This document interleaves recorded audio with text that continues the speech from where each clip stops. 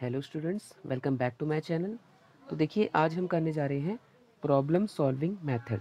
ठीक है। इसके पहले वाली वीडियो में हमने देखा जोन ऑफ प्रॉक्सिमल डेवलपमेंट। ठीक है। ये भी एक काफ़ी इंपॉर्टेंट टॉपिक है, प्रॉब्लम सॉल्विंग मेथड। ठीक है। पहले इसकी चलिए डेफिनेशन देख लेते हैं। ये according to Ausubel, problem solving involve सेप्ट फॉर्मेशन एंड डिस्कवरी लर्निंग।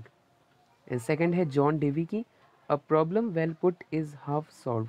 ठीक है। तो ये इसकी डेफिनेशन थी। अब इसकी कैरेक्टरिस्टिक्स देखते हैं। First is, problem should be meaningful, interesting and practical. जबकि प्रॉब्लम है वो मीनिंगफुल होनी चाहिए, इंटरेस्टिंग होनी चाहिए और प्रैक्टिकल होनी चाहिए। ठीक है। ये इसका पहला कैरेक्टरिस्टिक्स है। Second, it should be well planned and have educational value. ठीक है। ये हम काफ़ी हमेशा वेल प्लान होनी चाहिए। ठीक है। जो प्रॉब्लम होनी चाहिए और इसका जो इसकी एजुकेशनल वैल्यू भी होनी चाहिए, मीन्स ये हमारी एजुकेशन से रिलेटेड हो।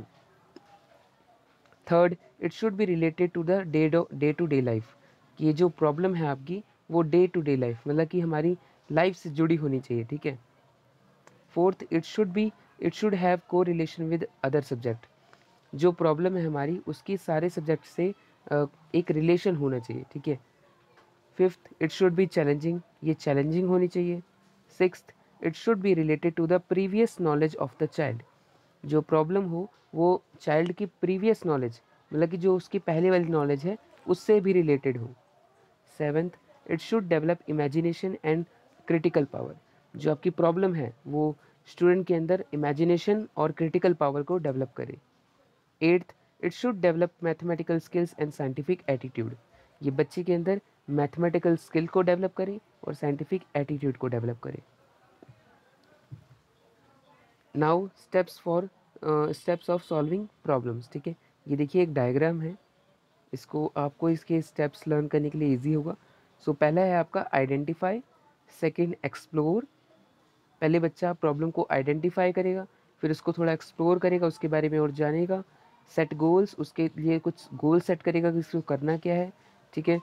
फिर उसके कुछ अल्टरनेटिव्स देखेगा, look at the alternatives and then selection करेगा अल्टरनेटिव्स का। उसके बाद उसको इम्प्लीमेंट करेगा, implementation, and then last is evaluation. Okay. Identify, explore, set goals, look at the alternatives, selection, implementation, evaluation. अब चलिए इसकी एग्जांपल एक देखते हैं इसको समझने के लिए। ठीक है। If a is equal to 1 2 3 4 5। ठीक है। a सेट है एक, उसमें आपके नंबर्स हैं 1 2 3 4 5। ओके। और b आपका सेट है, उसमें है 2 4 6 8।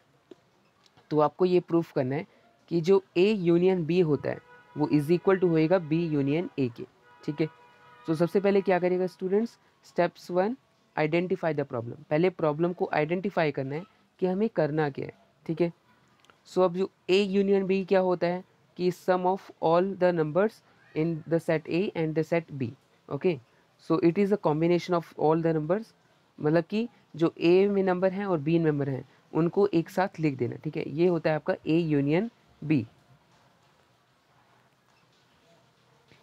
Next step 2, analyse. एनालाइज में क्या करेंगे, जो स्टूडेंट हैं वो सोचेंगे कि इस प्रॉब्लम को सॉल्व कैसे किया जाए, how to solve this problem. Okay. Step third, make hypothesis. इसके लिए हम कुछ हाइपोथेसिस बनाएंगे कि हमें क्या कौन कौन से स्टेप फॉलो करने हैं। फर्स्ट हम पहले A यूनियन B निकालेंगे and then B union A निकालेंगे। ठीक है। उसके बाद दोनों इक्वल आ जाएंगे तो हमारा जो प्रॉब्लम है वो सॉल्व हो जाएगा। ठीक है।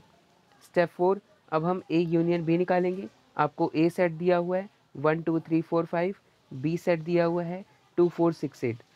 A यूनियन B क्या होगा, कॉम्बिनेशन ऑफ दिस। ठीक है। इसमें आएंगे सारे 1 2 3 4 5 6 8। ठीक है। आप कोई भी नंबर दो बार नहीं लिखेंगे। ठीक है, किसी भी सेट में से। नेक्स्ट B यूनियन A, दोनों में अब इसमें भी यूनियन निकालना है दोनों का। इसका भी सेम ही आया 1 2 3 4 5 6 8। स्टेप 5, कंक्लूजन क्या निकला कि जो आपका A यूनियन B है वो इज इक्वल टू है B यूनियन A के। This is how to apply the problem solving method.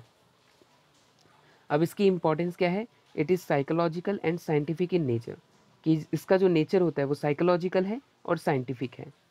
Second, it develop good study habits. ये बच्चों के अंदर एक गुड स्टडी हैबिट को डेवलप करते हैं, ठीक है। Third, it increases child ability to think, ये बच्चों की सोचने की जो एबिलिटी है उसको भी इंक्रीज करता है। Four, it develops harmonious relationship between teacher and students, ये टीचर और स्टूडेंट के बीच में एक हार्मोनियस रिलेशनशिप डेवलप करता है, मीन्स अच्छा relationship. Fifth, it creates discipline among the students, ये बच्चों के अंदर डिसिप्लिन क्रिएट करता है, ठीक है। इससे जो बच्चे रहते हैं वो डिसिप्लिन में रहते हैं। Sixth, the learner learn to be self dependent, जो लर्नर है इस मेथड से सेल्फ डिपेंडेंट बनता है, मीन्स वो अपनी प्रॉब्लम को सॉल्व कर सकता है खुद। सेवन्थ, लर्निंग बिकम्स इंटरेस्टिंग, इससे जो हमारी लर्निंग है वो इंटरेस्टिंग हो जाती है। Eighth, it creates motivation in students, ये बच्चों के अंदर मोटिवेशन क्रिएट करता है। नाइन्थ, एक्सपीरियंस बेस्ड लर्निंग, इससे बच्चों के अंदर एक्सपीरियंस आता है, ठीक है, किसी प्रॉब्लम को सॉल्व करने का। Tenth, use of previous knowledge in new situation, अब इस प्रॉब्लम सॉल्विंग मेथड में हम अपनी प्रीवियस नॉलेज का भी यूज़ करते हैं हमारी नई सिचुएशन के लिए, ठीक है। अब इसके डीमेरिट्स देख लेते हैं। It is not for all subject, ये सभी सब्जेक्ट के लिए एप्लीकेबल नहीं है।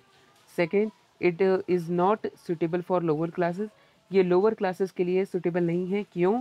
क्योंकि वो खुद से प्रॉब्लम सॉल्व नहीं कर सकते हैं, एनालाइज नहीं कर सकते हैं, हाइपोथेसिस नहीं क्रिएट कर सकते हैं, उनको सब कुछ सिखानी पड़ेगी। सो ये लोअर क्लासेस के लिए बिल्कुल सही नहीं है। Third, it is challenging to find tentative hypothesis, अब हर प्रॉब्लम के लिए कुछ हाइपोथेसिस को सिलेक्ट करना ये काफ़ी चैलेंजिंग हो जाता है, ठीक है। Fourth, waste of time and energy, क्योंकि अब प्रॉब्लम सॉल्व कर रहे हैं तो इसके लिए काफ़ी प्रैक्टिस की ज़रूरत होगी, उसको अच्छी तरह सॉल्व करने के लिए बहुत सारी मिस्टेक्स होंगी, सो इसमें टाइम और एनर्जी दोनों ही वेस्ट होएगी। Fifth, lack of suitable books and talented teachers, जो प्रॉब्लम सॉल्विंग मेथड को अप्लाई करने के लिए जो हमारी सुटेबल बुक्स नहीं है हमारे पास, टैलेंटेड टीचर्स नहीं है जिसको अच्छी तरह से अप्लाई करना सिखाएं, ठीक है। Sixth, difficulty in completion of syllabus, अब जो बच्चा है वो प्रॉब्लम सॉल्व करेगा, उसमें टाइम भी लगेगा, तो इससे जो सिलेबस है वो कंप्लीट नहीं होगा, तो उसमें भी मुश्किल आएगी, ठीक है।